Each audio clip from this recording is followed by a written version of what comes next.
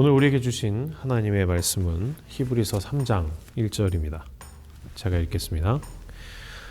그러므로 함께 하늘의 부르심을 받은 거룩한 형제들아, 우리가 믿는 도리의 사도이시며 대제사장이신 예수를 깊이 생각하라. 아멘.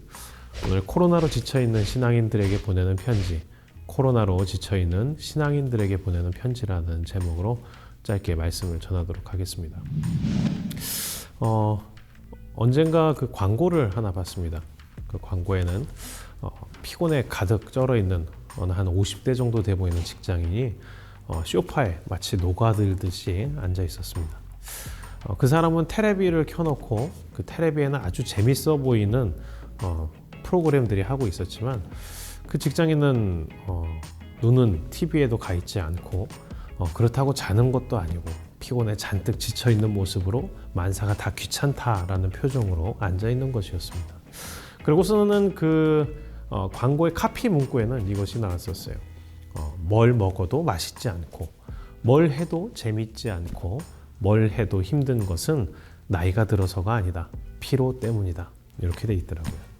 어렸을 때는 몰랐는데 지금 40대가 되니까 그게 무엇을 말하는 거였는지를 이해하게 되었습니다. 생각해보니 그렇습니다. 피곤에 지치면 만사가 다 싫어집니다. 무엇도 하고 싶지 않고요. 뭘 해도 재미가 없습니다. 그 재미있던 TV 프로그램도 눈에 안 들어오고요. 그 어떤 산의 진미도 입맛이 땡기지가 않습니다. 몸과 마음이 지친 상태에 있는 사람은 뭘 해도 좋지가 않습니다. 그런데 이것이 영적인 부분에도 적용이 됩니다. 그 감격스러웠던 찬양이, 그 가슴 벅찼던 설교가 어느샌가 눈에도 들어오지 않고 귀에도 들어오지 않고 마음에 들어오지 않을 때가 있습니다. 그렇다면 우리는 어떻게 해야 될까요? 물론 여기에는 어떤 육적인 피로를 푸는 것, 이런 것도 해당이 됩니다. 엘리야 때도 마찬가지로 그런 육적인 쉼을 통하여서 영적인 회복이 있었던 때가 있죠. 그것처럼 육적인 피로를 푸는 것도 중요합니다. 그러나 육적인 쉼이 어느 정도 있었는데도 불구하고 그 뭔가 억눌린 듯한 마음의 피로가 풀리지 않는다면 그건 육적인 피로 때문만은 아닙니다. 그렇다면 우리는 이런 영적인 피로에 대해서 어떻게 해야 될까요? 오늘 히브리서는 그것에 대한 해답을 말해줍니다. 영적인 피로는 어떻게 푸냐면, 잘 들으시기 바랍니다. 영적인 피로는 예수의 피로 풀어야 합니다. 그렇습니다. 영적인 피로는 피로 푸는 겁니다. 예수의 피로 푸는 겁니다. 오늘 히브리서는 그것에 대해서 얘기를 합니다.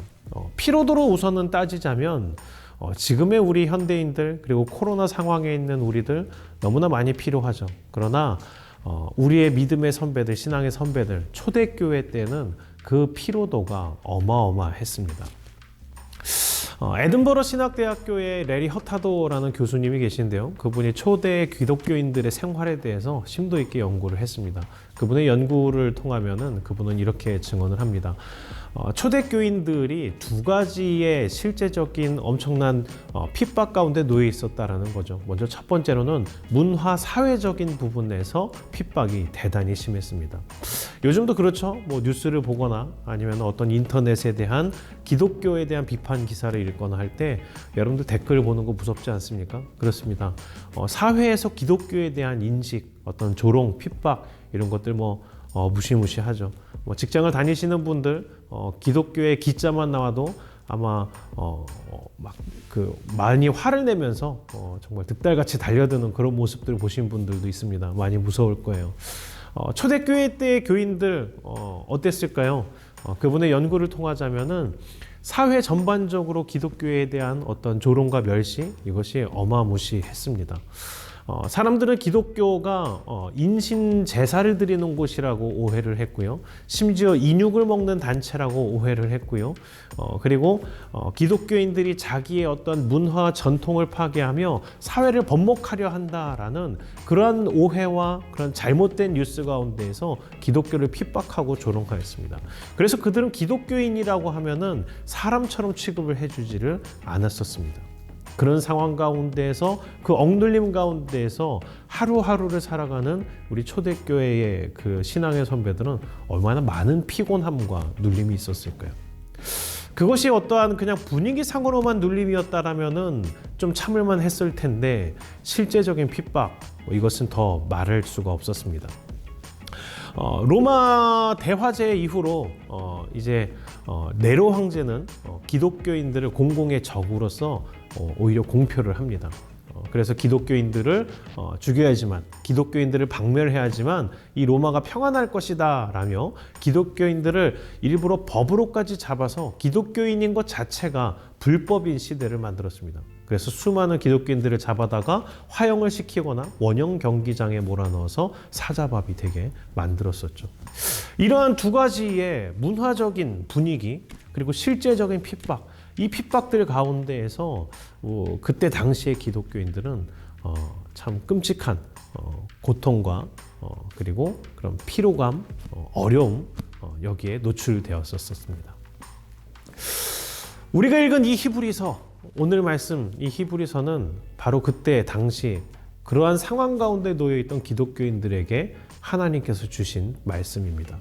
기독교를 믿는다고 하면 사람 취급을 받지 못하던 그때 당시의 사람들에게, 예수를 믿는다라고 하면 사자밥에 던져지는 사람들에게, 예수를 믿는다고 하면 사회에서 어떤 상거래도 할 수 없고 어디에 취직도 할 수 없고 숨쉬면서 편하게 숨쉬면서 걸어 다니는 것이 불편할 정도의 그런 시대에 있는 사람들에게 하나님께서는 이 히브리서 편지를 전해 주십니다. 그 히브리서의 그럼 결론이 무엇일까요? 하나님께서 이 히브리서를 통해 그때 당시의 기독인들 그리고 지금의 우리들에게 무엇을 말씀하고 싶으셨던 걸까요? 그 히브리서의 결론이 바로 3장 1절 말씀입니다. 제가 다시 한번 읽겠습니다. 그러므로 함께 하늘의 부르심을 받은 거룩한 형제들아, 우리가 믿는 도리의 사도이시며 대제사장이신 예수를 깊이 생각하라. 아멘. 고난 가운데 영적인 한계와 육적인 곤고함이 절정에 다다라 있는 그들에게 하나님께서는 이 히브리서 말씀을 통해 이렇게 말씀하십니다. 예수를 깊이 생각하라. 히브리서의 핵심적인 내용은 그것입니다. 예수님은 누구신가입니다. 왜요? 우리의 믿음의 대상을 바로 아는 것이 그 모든 환난을 견딜 수 있게 하는 힘이고요. 믿음을 지키는 가장 좋은 방법은 우리가 믿는 예수 그리스도를 온전히 아는 것, 그것밖에 없기 때문입니다. 우리는 세상의 많은 것들을 의지하며 살죠. 많은 것들이 좋아 보이고요. 그런데 세상에서 가만히 생각을 해보면 영원한 것이 없습니다. 우리가 잠깐은 다른 것으로 힘을 낼 수 있을지 모릅니다. 어떠한 잠깐의 육신의 편안함, 아니면 잠깐의 어떠한 맛의 즐거움, 아니면 잠깐의 눈의 즐거움, 그런 걸로 살짝 위로를 받을지 모릅니다. 그러나 그런 것들이 진정 궁극적인 위로가 될까요? 그렇지 않습니다. 영원한 것, 진정한 가치 있는 것만이 우리가 이 예수 그리스도를 믿음으로 나가는 그 생활 가운데에서 진정한 힘이 됩니다. 그렇다면 우리에게 진정한 위로를 주고 이 영적인 피로를 이기며 그 모든 세상의 환난을 이길 수 있게 하는 힘, 그것은 다른 데서 오는 것이 아니라 우리가 믿는 예수 그리스도를 온전히 더 깊이 아는 데에서만 나올 수가 있는 것입니다. 말씀을 정리하도록 하겠습니다. 코로나로 인해 얼마나 어려운 생활 겪고 계십니까? 가만히 있어도 가슴이 얼마나 답답하십니까? 아니면 실제적인 경제적인 난관 가운데에서 얼마나 힘드십니까? 그 수많은 어려움 가운데 무엇을 먹어도 즐겁지가 않고 무엇을 보아도 즐겁지가 않은 그런 상황은 아니십니까? 이 가운데 우리 기독교인들이 할 수 있는 것이 무엇이 있을까요? 그렇습니다. 다른 것은 없습니다. 예수 그리스도를 깊이 생각하십시오. 우리가 믿는 예수 그리스도, 그분께서 우리를 사랑하시며 우리가 믿는 예수 그리스도, 그분께서 우리와 함께 하신다라는 사실, 그분을 더욱더 깊이 아는 것, 그분께서 우리를 사랑하신다라는 사실을 더욱더 깊이 깨닫는 것, 그것만이 우리를 진정으로 자유롭게 하며 기쁘게 하며 그 어떤 어려움 가운데서도 우리를 승리케 하는 비결입니다. 예수 그리스도, 그분을 더욱 알므로 그 모든 영적인 피로, 육적인 피로를 이겨내시는 여러분들 되시기를 주님의 이름으로 축원합니다. 아멘. 여기까지 하겠습니다.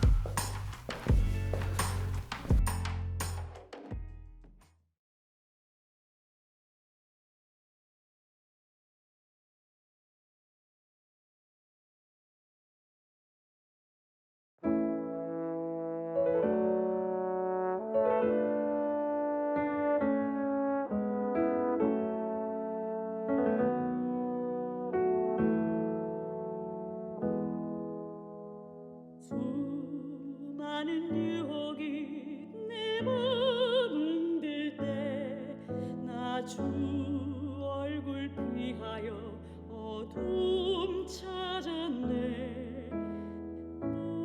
무거운 죄악이 내 맘을 짓눌러 주님의 내민 손조차 잡을 수 없었네. 주 말씀 나의 맘에 비추소서. 그대 나를 정결케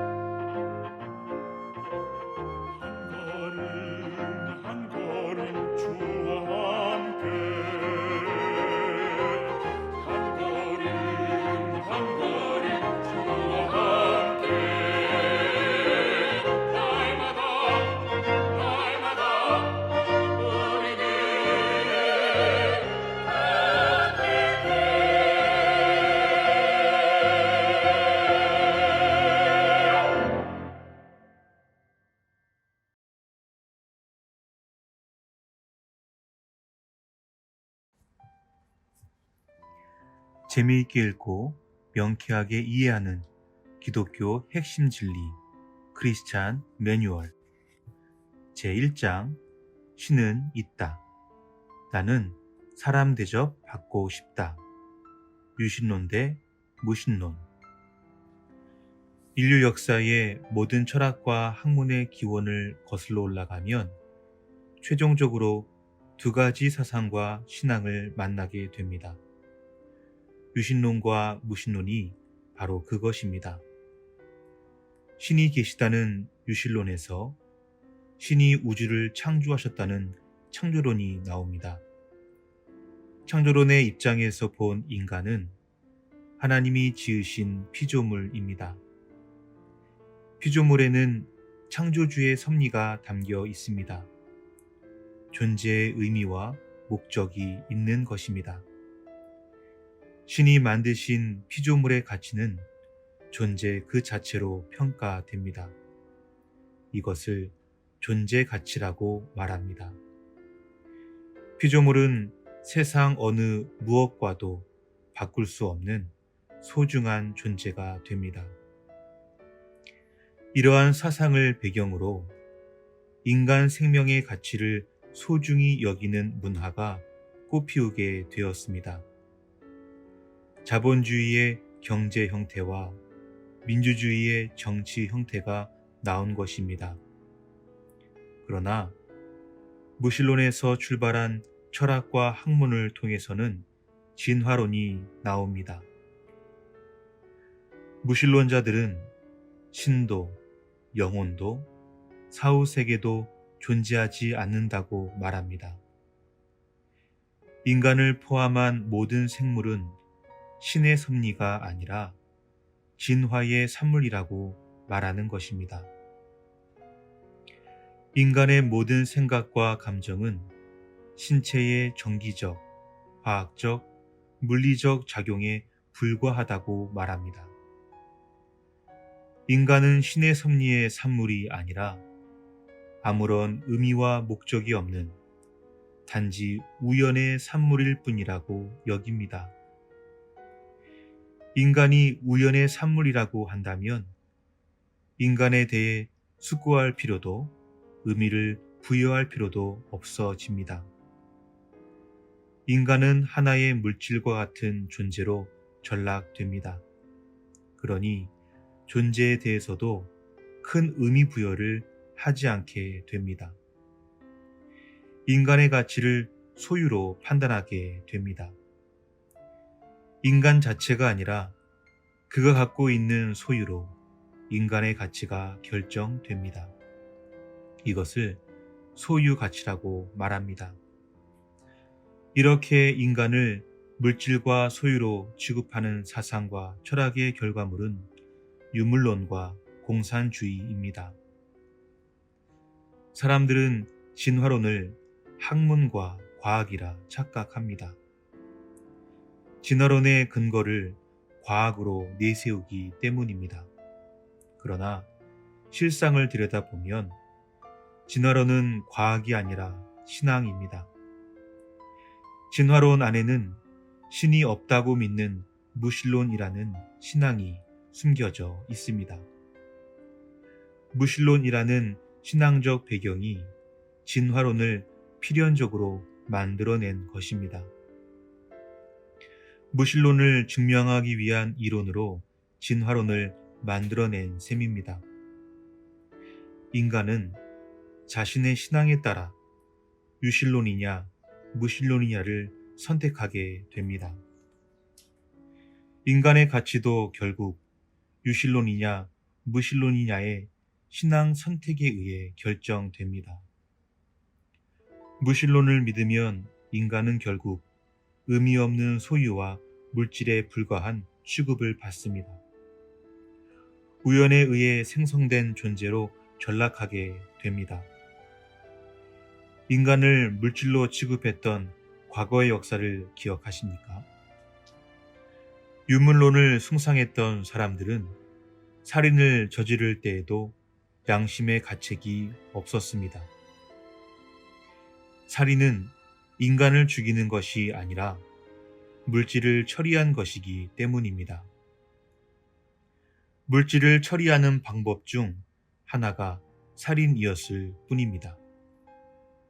결국 대량 살상과 인종청소, 전쟁, 독재 등의 결과를 낳았습니다. 이로 인해 인류의 피해가 얼마나 컸던가 생각해보면 끔찍한 일입니다. 그러나 유실론을 믿으면 인간은 영적 가치를 지닌 존재가 됩니다. 하나님으로부터 천하보다 귀한 영혼이라는 소중한 대접을 받게 됩니다. 인간 존중, 섬김과 나눔, 사랑과 박애주의가 꽃피게 됩니다. 인간으로 대접받기를 원하는가? 물질로 대접받기를 원하는가? 존재 자체로 자신의 가치를 평가받기를 원하는가? 지니고 있는 소유로 자신의 가치를 평가받기 원하는가? 이 모든 것은 신의 존재를 믿느냐, 믿지 않느냐에 의해 결정됩니다. 유신론과 무신론 사이에서 무엇을 선택하느냐에 따라 자신의 가치가 결정되는 것입니다. 무신론자들은 유신론을 믿는 신앙 때문에 십자군 전쟁, 유대인 학살, 종교 분쟁, 9.11 테러가 발생했다고 공격합니다. 그러나 이러한 결과는 인간 욕심과 야망의 산물이지 결코 우리가 믿는 신의 속성 때문이 아닙니다. 사람의 문제를 신의 문제로 덮어 씌우지 말아야 합니다. 신이 없다는 것을 증명하는 것과 기독교를 비판하는 것은 전혀 별개의 문제입니다. 이는 뚜렷이 구분되어야 합니다. 무신론자들은 두 가지 논쟁을 통해 신의 존재를 부정하려고 합니다. 첫째, 인류가 종교를 만든 이유는 무엇인가 하는 것과 둘째, 종교가 인류에게 꼭 필요한 것인가 하는 논쟁입니다.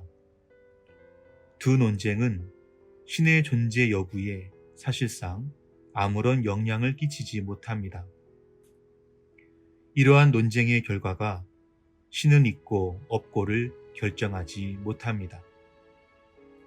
단지 종교의 해악과 필요성에 대한 저들의 비판일 뿐입니다. 무신론자들은 말합니다. 신이 없어도 인간은 얼마든지 열정적이며 영적일 수 있다. 인간을 주목하라.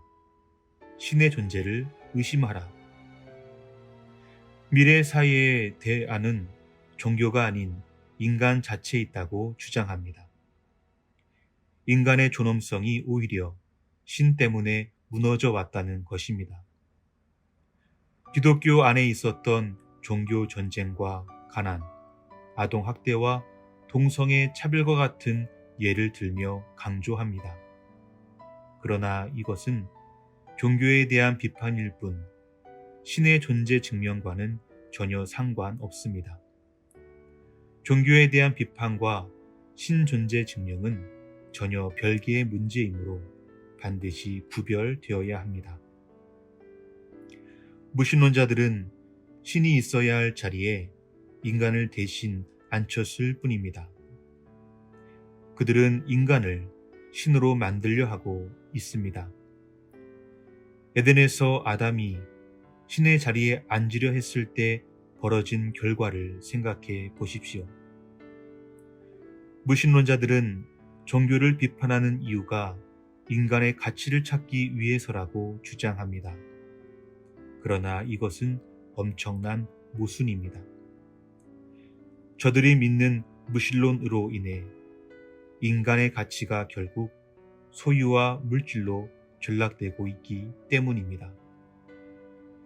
인간을 의미 없고 우연의 산물인 물질로 전락시켜 놓고 인간의 가치를 찾는다고 하는 것은 모순입니다. 무신론을 증명하라. 기독교의 신존재 증명 무신론자들에게 공격적으로 도전하는 크리스찬들도 있습니다. 신이 있다는 것을 우리가 증명 못했다 치자. 그러면 당신들도 신이 없다는 것을 증명해 보라. 지금까지는 무신론자들이 유신론자들에게 신의 존재를 증명해야 할 의무가 있다고 말해왔습니다. 그러나 이제 유신론자들도 무신론자들에게 신이 없다는 것을 증명해 보라고 한 것입니다. 사실 이에 대해 명확히 대답할 수 있는 무신론자는 없습니다. 종교에 대한 비판은 얼마든지 할 수 있습니다. 그러나 신이 없음을 증명할 방법이 무신론자들에게 전혀 없습니다. 결국 무신론 역시 하나의 믿음이라는 결론에 도달하게 됩니다. 어차피 저들도 신이 없다는 것을 증명은 못하기 때문입니다. 나는 신이 없다고 믿는다고 말할 수밖에 없는 것이지요. 믿는다는 단어에 주목하시기 바랍니다. 무신론 역시 신앙의 선택이며 무신론을 믿는 하나의 종교일 뿐입니다. 말년에 기독교 사상에 심취했던 프랑스 수학자 블레즈 파스칼은 무신론자들을 논박하면서 일명 파스칼의 내기를 제시했습니다. 신이 존재하지 않는다면 신을 믿었다고 해도 손해를 볼 것은 전혀 없다. 그러나 만일 신이 존재한다면 신을 믿지 않음으로써 모든 것을 잃게 된다. 신이 존재할 확률이 아무리 낮다 해도 잘못 추정했을 때 닥칠 대가가 훨씬 크다. 구원의 문제를 파스칼답게 확률 계산으로 풀어 말한 셈입니다. 신이 있다면 영원한 행복이 주어질 테고 신이 없다면 아무런 변화도 없을 것이니 확률적으로 신이 있다고 믿는 편이 낫지 않겠는가. 신이 있다고 믿는 것은 믿져야 본전이라는 말을 통계학적으로 말하고 있는 것입니다. 무신론자 가운데에는 두 종류의 사람이 있습니다. 신이 없다고 철석같이 믿는 사람과 신이 없었으면 하고 바라는 사람이 있을 뿐입니다.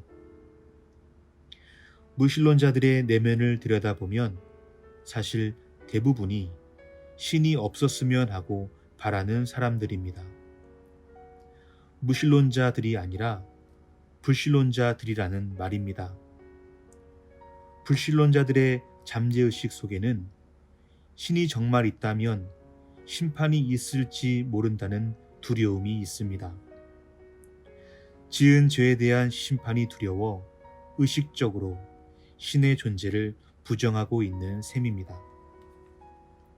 신이 없었으면 하는 바람을 무신론이라는 이론으로 포장한 셈입니다. 이 사람들에게 신의 존재를 증명하려 드는 것은 소귀의 경을 읽는 꼴입니다. 아예 처음부터 설득되는 것을 마음으로 거부하기 때문입니다. 이러한 사람들과는 종교적 논쟁을 가급적 피해야 합니다. 무신론자들은 유신론을 거부하고 범신론으로 피해가기도 합니다. 범신론은 기독교의 인격적인 유일신은 부정하지만 모든 만물 안에는 신성이 들어있다고 믿는 신앙입니다. 유일신을 믿지 않는 대부분의 종교들이 이러한 범신론을 숭상하고 있습니다. 그러나 성경은 창조자와 피조물을 명확히 구분하고 있습니다. 피조물을 보면 창조자가 어떠한 성품과 인격을 가진 분인지 알 수 있습니다. 그러나 피조물인 자연 안에 창조자가 들어있다는 말과는 전혀 다르지요. 신과 자연을 동일시하는 것은 무신론보다 더 위험한 신앙입니다. 확실한 것의 최대의 적은 불확실한 것이 아니라 애매모호한 것이기 때문입니다. 범신론은 확실한 우리의 신앙을 애매모호한 것으로 만들려는 사탄의 한 전략입니다. 성경 자체도 신의 존재 자체를 증명하려 들지 않습니다. 하나님 자신도 증명되기를 원치 않으셨습니다. 신이 있음을 증명하는 것은 이성과 논리의 문제가 아니라 믿음의 문제이기 때문입니다. 증명할 수 있는 것을 증명하는 것이 과학입니다. 증명할 수 없는 것을 증명하는 것은 철학입니다. 그러나 증명할 수도 없고 증명해서도 안 되는 것이 바로 신앙입니다. 한계를 가진 인간이 신을 증명하는 것은 불가능하기 때문입니다. 그래서 믿음으로 풀 수밖에 없는 것입니다. 인간적인 과도한 증명을 하지 말라는 것입니다. 한계가 있는 인간의 과도한 증명은 결국 하나님의 온전한 실체를 훼손할 수밖에 없기 때문입니다. 신의 존재가 설령 논리적으로 증명되었다 하더라도 무신론자들이 신의 존재를 믿게 되는 것은 아닙니다. 세상에 상대방을 개종시킬 만한 논리는 없습니다. 사람들은 논리의 힘에 설득당해 신의 존재를 믿지 않습니다.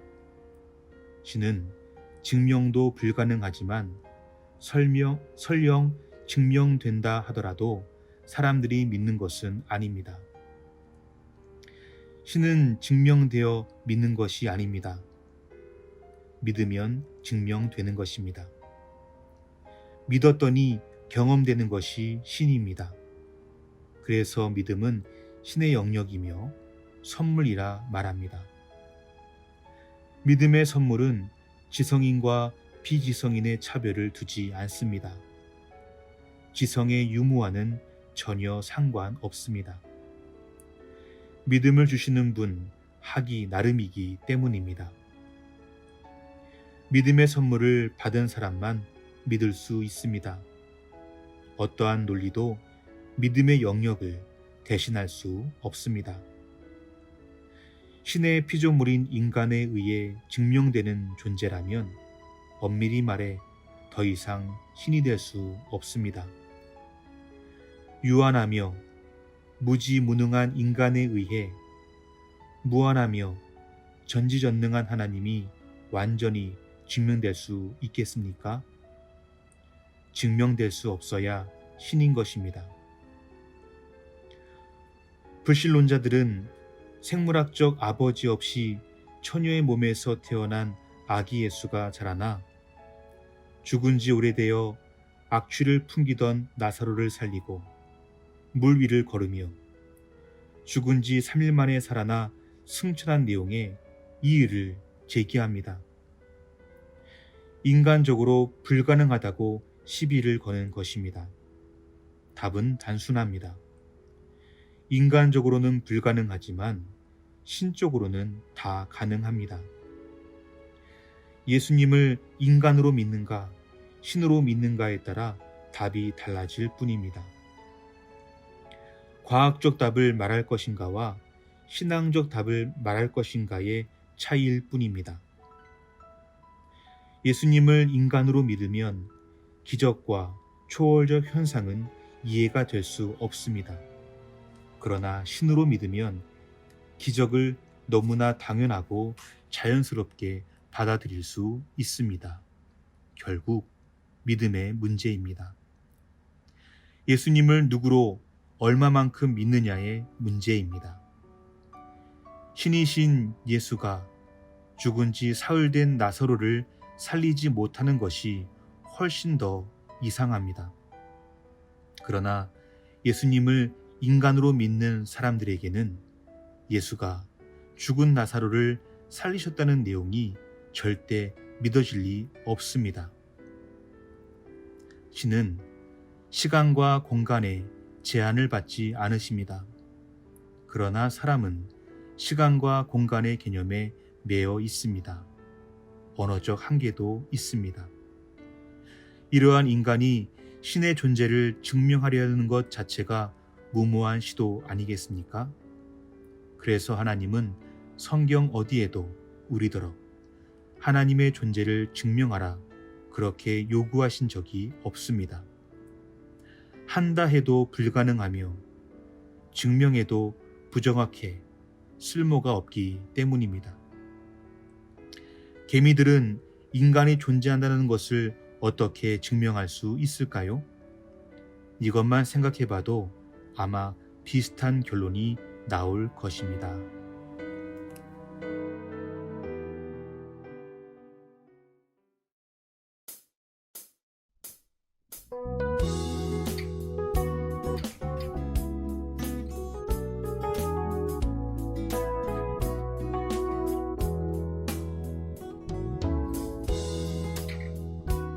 교사로서 좋았던 점 어떤 게 있을까요?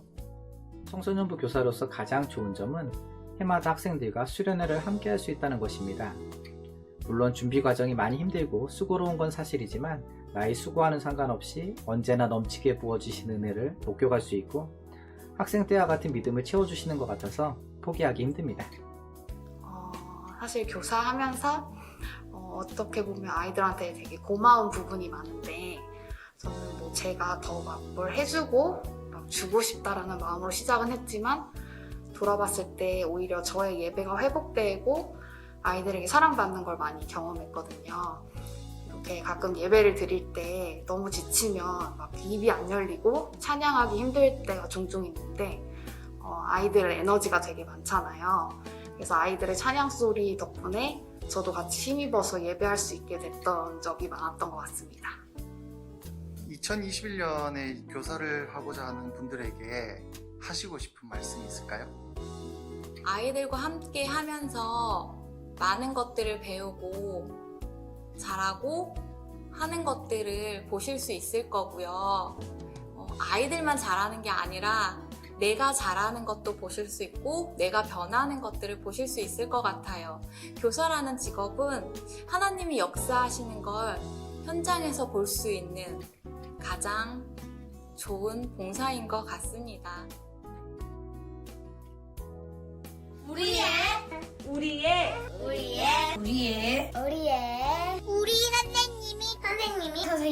선생님이 저희의 선생님이 되어주세요. 되어주세요.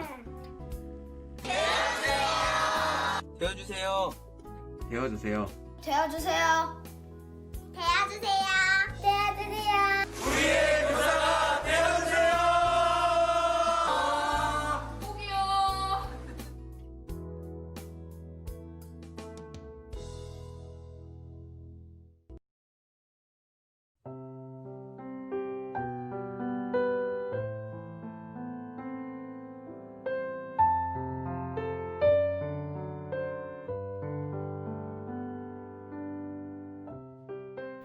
건니치와 오이사시부리 데스. 일본 선교사 한인규 오끄만입니다. 새해 복 많이 받으십시오. 새해 복 많이 받으세요.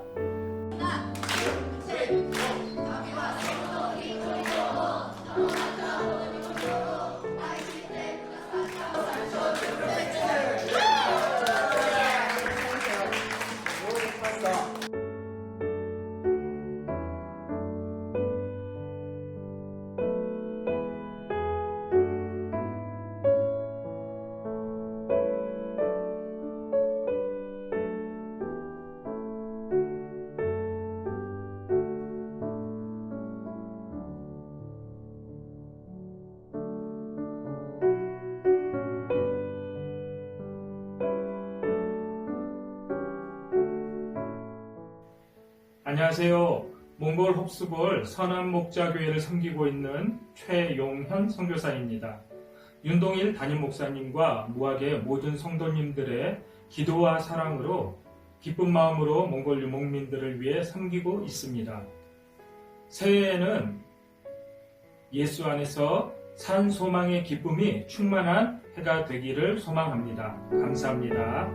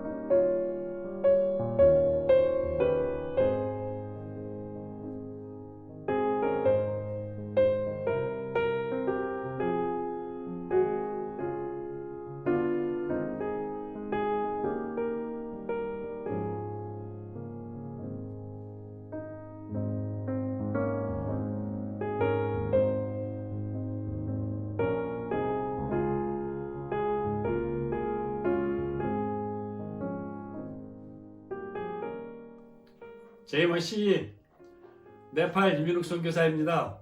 2021년은 코로나가 종식되고 모학교의 성도님들 모두가 더 성숙한 믿음의 주인공들이 되시길 기도합니다. 새해 복 많이 받으십시오. 수고까마나.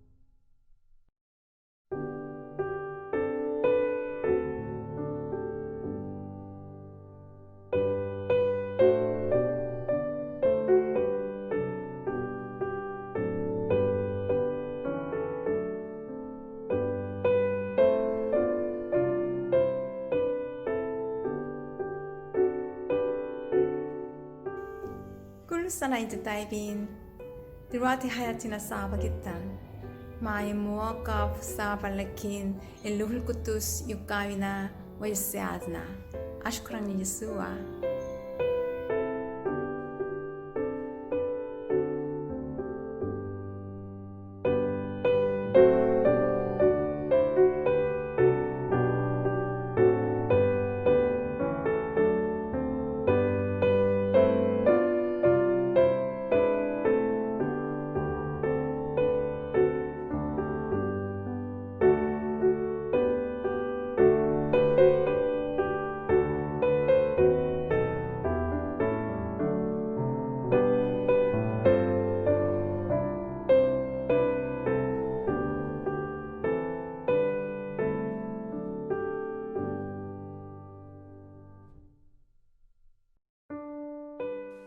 케냐 선교를 위해서 기도해 주시고 격려해 주시는 무학교의 모든 성도님께 감사 인사를 드립니다. 코로나19으로 멈춰버린 일상 가운데서도 여전히 일하시고 행하시는 하나님의 손길을 경험하게 됩니다. 황무지가 경작할 만한 땅이 되어가도록 이 땅 케냐를 힘을 다해 섬기겠습니다. 2021년 새해에는 새 일을 행하시는 하나님의 은혜가 교회와 가정 가운데 충만하시기를 기도하고 기대하겠습니다. 감사합니다.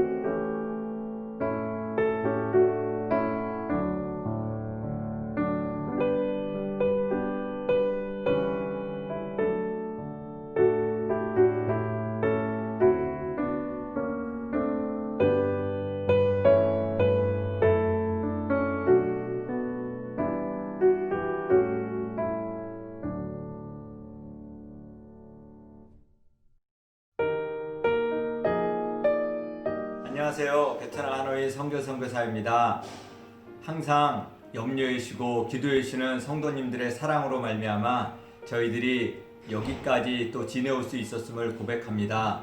2021년 새해를 맞이하여 여전히 코로나19 상황 속이지만 또 항상 인도하시고 보호해 주시는 하나님의 그 은혜와 그 능력이 모두에게 함께 하시기를 기도합니다. 감사합니다.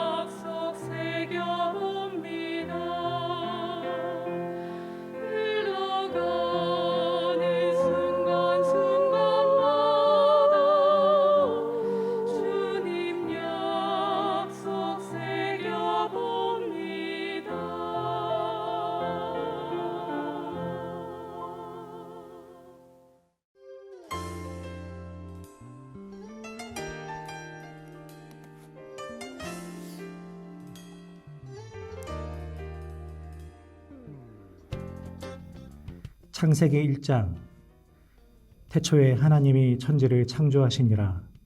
땅이 혼돈하고 공허하며 흑암이 깊음 위에 있고 하나님의 영은 수면 위에 운행하시니라. 하나님이 이르시되 빛이 있으라 하시니 빛이 있었고 빛이 하나님이 보시기에 좋았더라.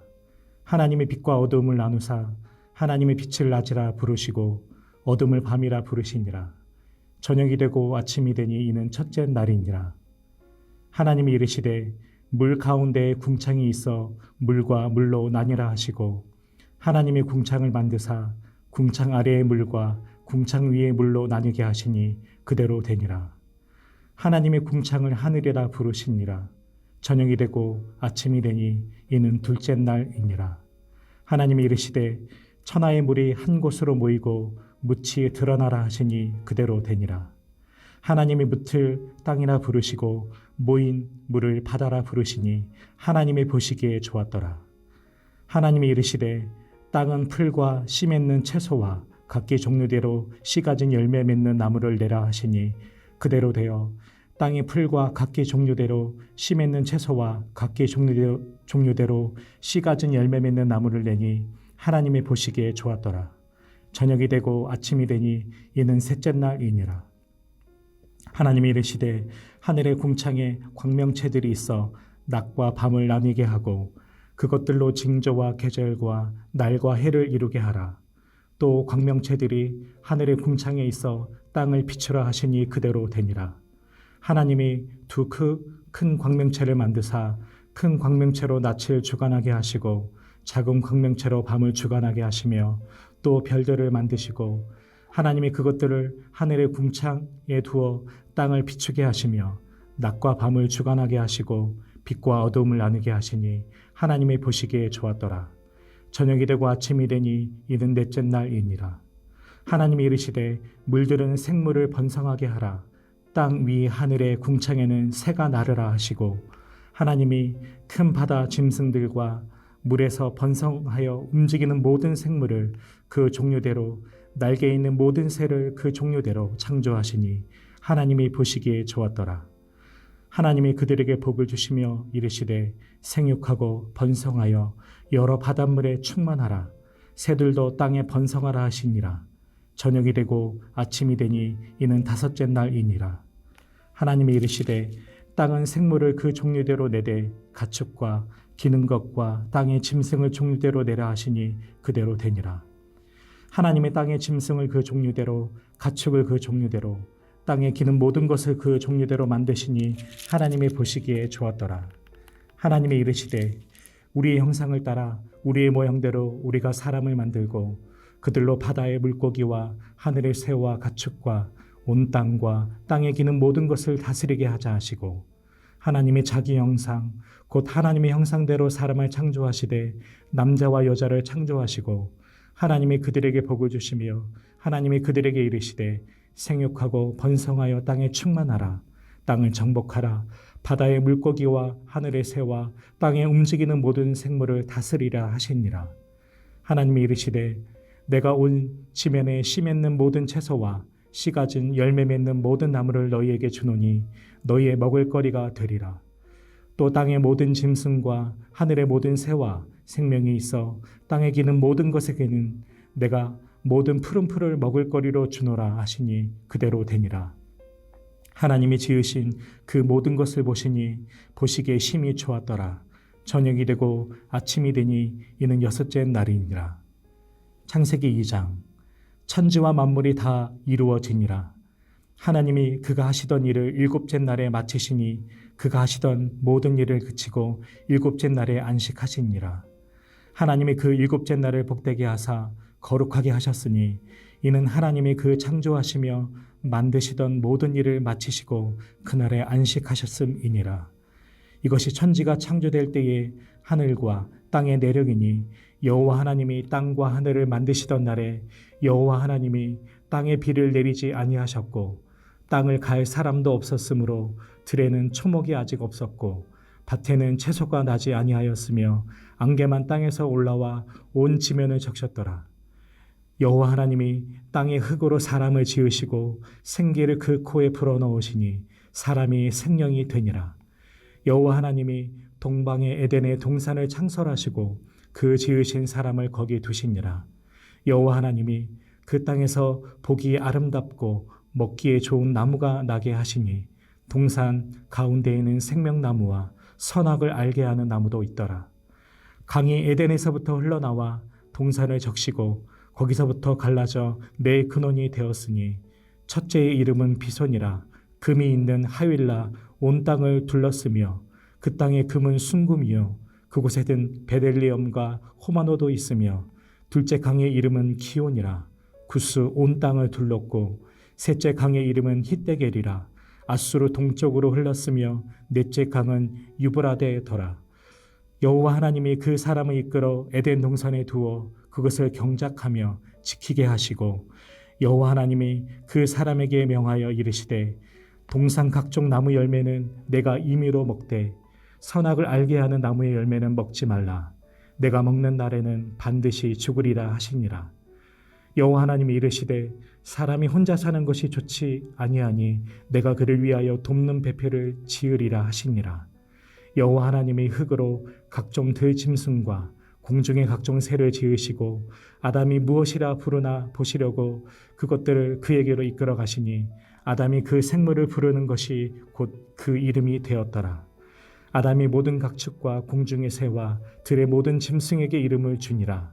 아담이 돕는 배필이 없으므로 여호와 하나님이 아담을 깊이 잠들게 하시니 잠들매 그가 그 갈빗대 하나를 취하고 살로 대신 채우시고 여호와 하나님이 아담에게 취하신 그 갈빗대로 여자를 만드시고 그를 아담에게로 이끌어 오시니 아담이 이르시되 이는 내 뼈 중에 뼈요 살 중에 살이라. 이것을 남자에게서 취하였은즉 여자라 부르리라 하니라. 이러므로 남자가 부모를 떠나 그의 아내와 합하여 둘이 한 몸을 이룰지로다. 아담과 그의 아내 두 사람이 벌거벗었으나 부끄러워하지 아니하니라. 창세기 3장.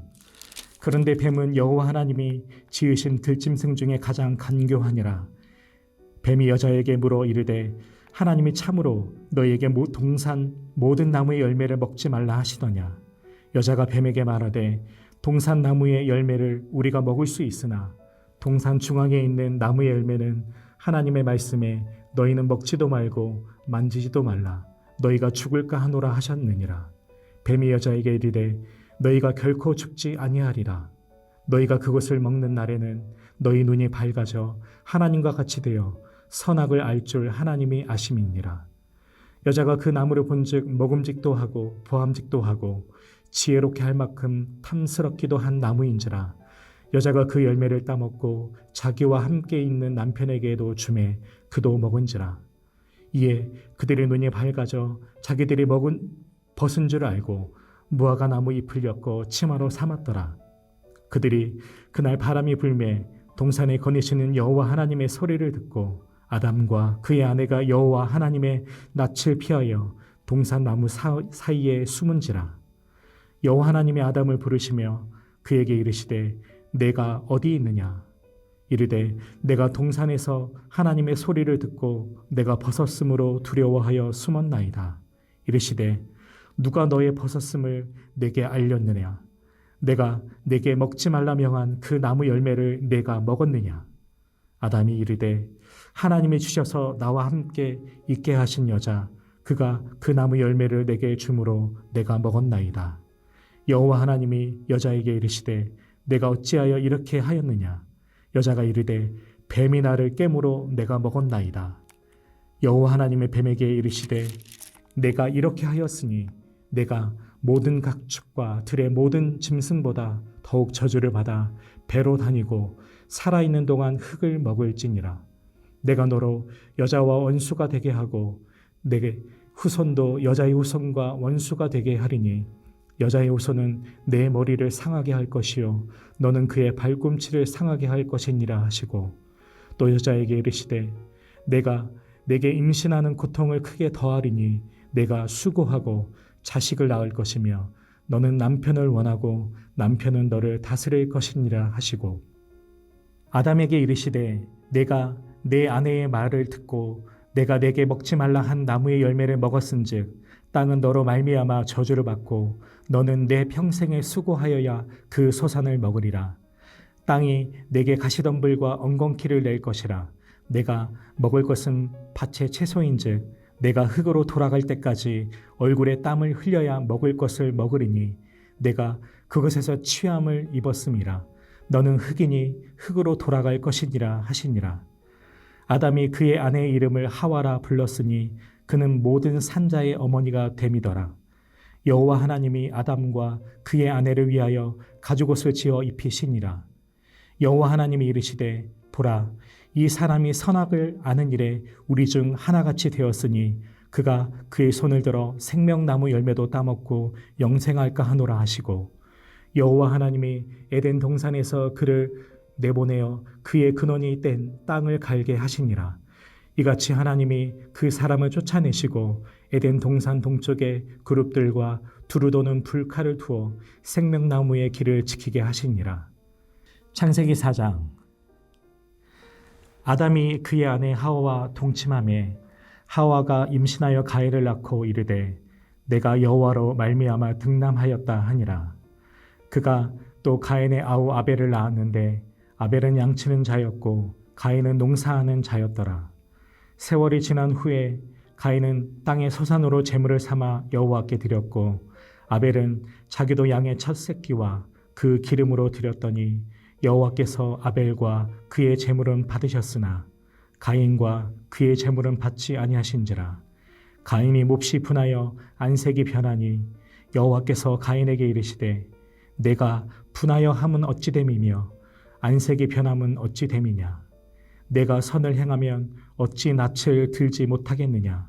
선을 행하지 아니하면 죄가 문에 엎드려 있느니라. 죄가 너를 원하나 너는 죄를 다스릴지니라. 가인이 그의 아우 아벨에게 말하고 그들이 들에 있을 때에 가인이 그의 아우 아벨을 쳐 죽이니라. 여호와께서 가인에게 이르시되 내 아우 아벨이 어디 있느냐. 그가 이르되 내가 알지 못하나이다. 내가 아우를 지키는 자니이까. 이르시되 내가 무엇을 하였느냐. 내 아우의 핏소리가 땅에서부터 내게 호소하느니라.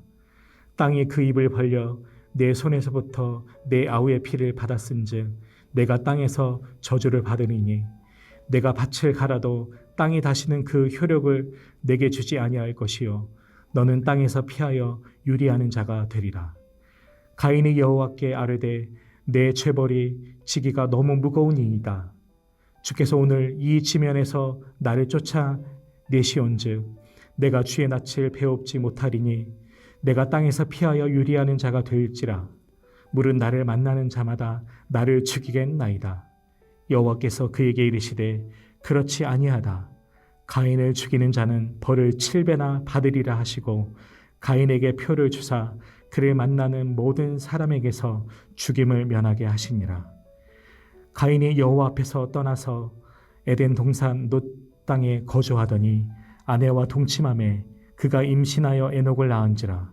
가인이 성을 쌓고 그의 아들의 성을 이름하여 에녹이라 하니라. 에녹이 이랏을 낳고 이랏은 무후야엘을 낳고 무후야엘은 무드사엘을 낳고 무드사엘은 라멕을 낳았더라. 라멕이 두 아내를 맞이하였으니 하나의 이름은 아다요 하나의 이름은 실라였더라. 아다는 야발을 낳았으니 그는 장막에 거주하여 가축을 치는 자의 조상이 되었고 그의 아우의 이름은 유발이니 그는 수금과 퉁소를 잡는 모든 자의 조상이 되었으며 실라는 두발 가인을 낳았으니 그는 구리와 새로 여러 가지 기구를 만드는 자요 두발 가인의 누이는 나아마였더라. 라멕이 아내들에게 이르되 아다와 실라여 내 목소리를 들으라. 라멕의 아내들이여 내 말을 들으라. 나의 상처로 말미암아 내가 사람을 죽였고 나의 상함으로 말미암아 소년을 죽였도다. 가인을 위하여는 벌이 7배일진데 라멕을 위하여는 벌이 77배이리로다 하였더라. 아담이 다시 자기 아내와 동침함에 그가 아들을 낳아 그의 이름을 셋이라 하였으니 이는 하나님이 내게 가인이 죽인 아벨 대신에 다른 씨를 주셨다 함이며 셋도 아들을 낳았고 그의 이름은 에노스라 하였으며 그때 사람들이 비로소 여호와의 이름을 불렀더라. 창세기 5장. 이것은 아담의 계보를 적은 책이니라. 하나님이 사람을 창조하실 때에 하나님의 모양대로 지으시되 남자와 여자를 창조하셨고 그들이 창조되던 날에 하나님이 그들에게 복을 주시고 그들의 이름을 사람이라 일컬으셨더라. 아담은 130세에 자기의 모양 곧 자기의 형상과 같은 아들을 낳아 이름을 셋이라 하였고 아담은 셋을 낳은 후 800년을 지내며 자녀들을 낳았으며 그는 930세를 살고 죽었더라. 셋은 105세에 에노스를 낳았고 에노스를 낳은 후 807년을 지내며 자녀들을 낳았으며 그는 912세를 살고 죽었더라. 에노스는 90세에 게난을 낳았고 게난을 낳은 후 815년을 지내며 자녀들을 낳았으며 그는 905세를 살고 죽었더라. 게난은 70세에 마할랄레를 낳았고 마할랄레를 낳은 후에 840년을 지내며 자녀들을 낳았으며 그는 910세를 살고 죽었더라. 마할랄렐은 65세에 야렛을 낳았고 야렛을 낳은 후 830년을 지내며 자녀를 낳았으며 그는 895세를 살고 죽었더라. 야렛은 162세에 에녹을 낳았으며 에녹을 낳은 후 800년을 지내며 자녀를 낳았으며 그는 962세를 살고 죽었더라. 에녹은 65세에 무드셀레를 낳았고 무드셀레를 낳은 후 300년을 하나님과 동행하며 자녀를 낳았으며 그는 365세를 살았더라. 에녹이 하나님과 동행하더니 하나님이 그를 데려가심으로 세상에 있지 아니하였더라. 무드셀라는 817세에 라멕을 낳았고 라멕을 낳은 후 782년을 지내며 자녀를 낳았으며 그는 969세를 살고 죽었더라. 라멕은 812세에 아들을 낳고 이름을 노아라 하여 이르되 여호와께서 땅을 저주하심으로 수고롭게 일하는 우리를 이 아들이 아니하리라 하였더라. 라멕은 노아를 낳은 후 595년을 지내며 자녀들을 낳았으며 그는 777세를 살고 죽었더라. 노아는 500세 된 후에 셈과 함과 야벳을 낳았더라. 창세기 6장. 사람이 땅 위에 번성하기 시작할 때에 그들에게서 딸들이 나니 하나님의 아들들이 사람의 딸들의 아름다움을 보고 자기들이 좋아하는 모든 여자를 아내로 삼은지라. 여호와께서 이르시되 나의 영이 영원히 사람과 함께 하지 아니하리니 이는 그들이 육신이 됨이라. 그러나 그들의 날은 120년이 되리라 하시니라. 당시 땅에는 네피림이 있었고 그 후에도 하나님의 아들들이 사람의 딸들에게로 들어와 자식을 낳았으니 그들은 용사라 고대의 명성이 있는 사람들이었더라. 여호와께서 사람의 죄악이 세상에 가득함과 그의 마음으로 생각하는 모든 계획이 항상 악할 뿐임을 보시고 땅 위에 사람 지으셨음을 한탄하사 마음에 근심하시고 이르시되 내가 창조한 사람을 내가 지면에서 쓸어버리되 사람으로부터 가축과 기는 것과 공중의 새까지 그리하리니 이는 내가 그것들을 지었음을 한탄함이니라 하시니라. 그러나 노아는 여호와께 은혜를 입었더라. 이것이 노아의 족본이라. 노아는 의인이요 당대의 완전한 자라. 그는 하나님과 동행하였으며 세 아들을 낳았으니 셈과 함과 야벳이라. 그때 온 땅이 하나님 앞에 부패하여 포악함이 땅에 가득한지라. 하나님이 보신즉 땅이 부패하였으니 이는 땅에서 모든 혈육이 있는 자의 행위가 부패함이었더라. 하나님이 노아에게 이르시되 모든 혈육이 있는 자의 포악함이 땅에 가득하므로 그 끝날이 내 앞에 이르렀으니 내가 그들을 땅과 함께 멸하리라. 너는 고페르 나무로 너를 위하여 방주를 만들되 그 안에 칸들을 막고 역청을 그 안팎으로 칠하라. 내가 만들 방주는 이러하니 그 길이는 300규빗, 너비는 50규빗, 높이는 30규빗이시라.